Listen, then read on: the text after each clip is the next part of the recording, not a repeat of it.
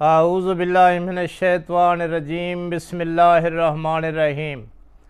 السلام علیکم پیارے یوٹیوب ساتھیوں، میں ہوں مخدوم اعجاز شاہ حسنی اور آج آپ کی خدمت میں ایک نئی ویڈیو کے ساتھ حاضر ہوا ہوں۔ پیارے دوستو، آج کا میرا موضوع بحث ہے بلی۔ What is the cat? بلی کیا ہوتی ہے؟ دوستو، بلی ایک فیتھفل جانور ہے، بلی مفید جانور ہے، اور بلی کا وجود تو چھوٹا ہوتا ہے مگر یہ ببر شیر کی ہم شکل ہوتی ہے۔ اس لیے تو ببر شیر کی ہم شکل ہونے کے ناطے بلی گوشت اور ہڈی کو بہت زیادہ پسند کرتی ہے۔ تو کچھ جنگلی بلیاں ہوتی ہیں، کچھ پالتو بلیاں بھی ہوتی ہیں۔ جنگلی بلی نقصان کرتی ہے، اور جو بلیاں گھر میں پالی جاتی ہیں کوئی ایک ہو جو نقصان کرنے، ورنہ یہ اپنے مالک کا نقصان بھی نہیں کرتی۔ تو بلی ایک مفید جانور ہے، جیسے کتا ایک مفید جانور ہے، وہ گھر کی رکھوالی کرتا ہے، مالک کے ساز و سامان کی رکھوالی کرتا ہے اور وفادار جانور ہوتا ہے۔ ایسے بلی بھی گھر کی حفاظت کرتی ہے۔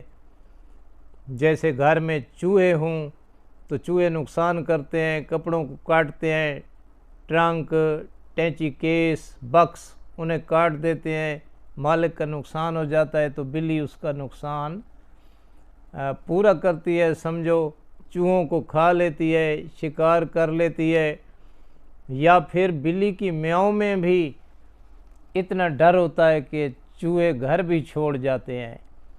اگر کوئی بچ جاتے ہیں تو پھر بلی کا شکار بن جاتے ہیں۔ تو یہ پہلا کویسچن تھا، بلی کیا ہے؟ اور دوسرا سوال پیدا ہوتا ہے بلی کی تخلیق کے بارے میں، کہ بلی کب پیدا ہوئی، بلی کیوں پیدا ہوئی؟ تو ہم تو وہ بات کرتے ہیں جو روایات سے ملے، بغیر دلیل کے مخدوم اعجاز شاہ حسنی بات نہیں کرتا۔ بھائیو، یہ روایت میں ملا ہے کہ حضرت نوح علیہ السلام کے بیڑے میں چوہے بہت زیادہ ہو گئے تھے، انہوں نے نقصان پہنچانا شروع کر دیا تھا، تو پھر اللہ نے بلی کو پیدا کیا اور بلی آ گئی۔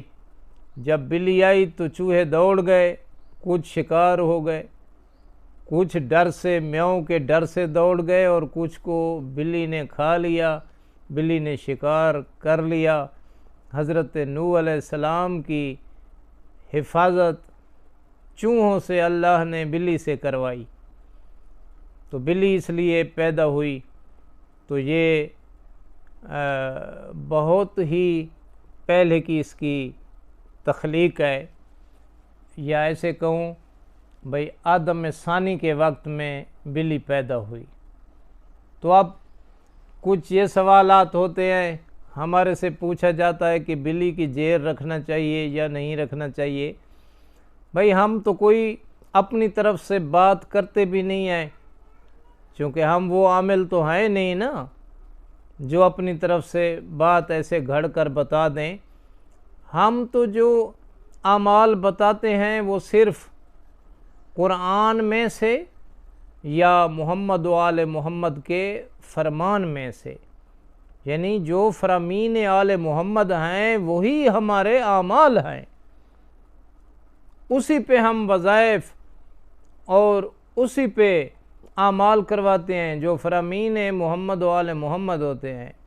اگر بلی کی زیر رکھنے سے گھر میں رزق میں اضافہ ہونا تھا تو پھر پاک محمد مصطفیٰ صلی اللہ علیہ وآلہ وسلم جو علم لدنی کے مالک تھے، 1,24,000 انبیاء کی پگ کے وارث تھے، وہ نہ فرماتے کہ اپنے گھر میں بلی کی زیر رکھا کرو؟ انہوں نے تو فرمایا گھر میں قرآن رکھو اور قرآن مجید کی تلاوت کیا کرو۔ بھائی ہم ایسی باتیں کرنے والے عامل نہیں ہیں۔ فرامین محمد وال محمد بتاتے ہیں، ہاں بلی کی جیر ویر کا یہ ہم نہیں بتا سکتے۔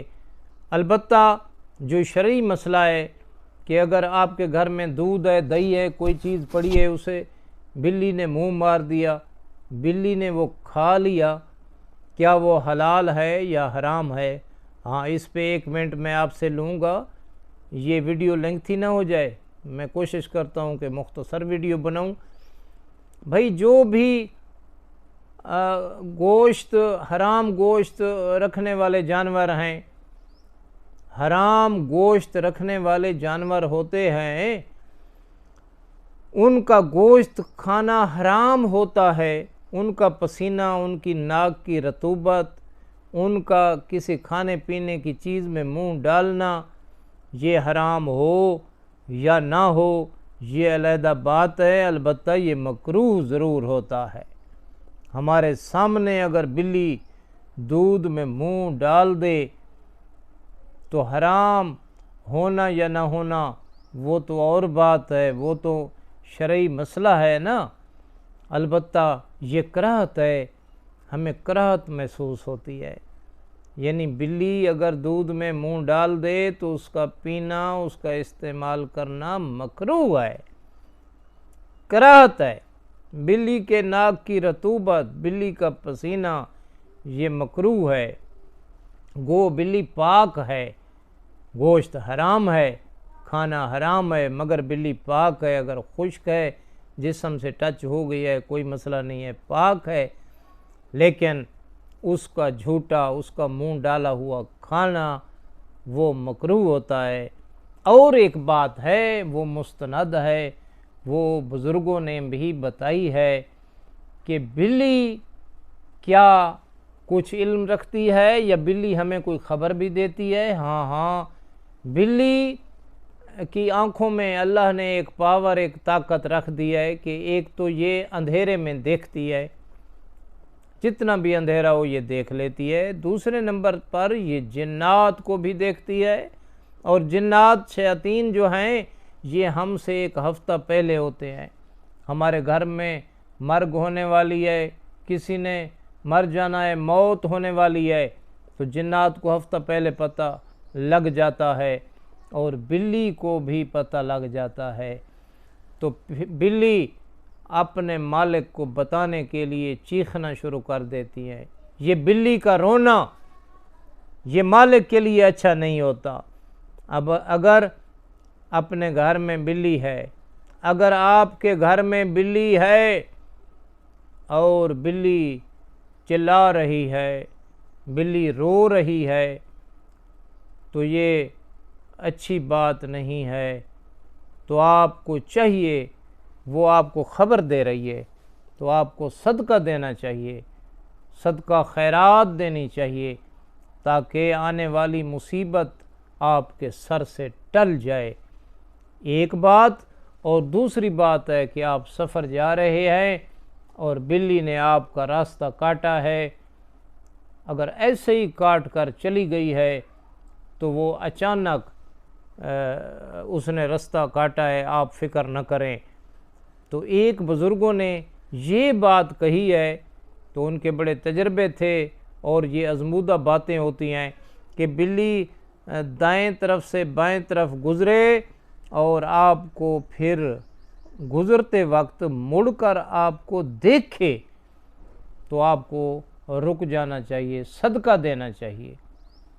اگر دیکھتی نہیں گزر جاتی ہے تو پھر کوئی اس میں اشکال نہیں ہے، کوئی مشکل نہیں ہے۔ اگر گزرتی ہے، رک کر آپ کو دیکھتی ہے، تو آپ کو صدقہ خیرات دینا چاہیے اور اللہ سے استغفار کرنی چاہیے۔ تو یہ بلی کی تاریخ تھی جو میں نے آپ کے گوش گزار کی ہے۔ آخر میں میری یہ دعا ہے کہ اے اللہ ہمیں راہ مستقیم پر قائم رہنے کی توفیق عطا فرما۔ کروڑوں درود و سلام ہوں محمد و آل محمد علیہ السلام پر۔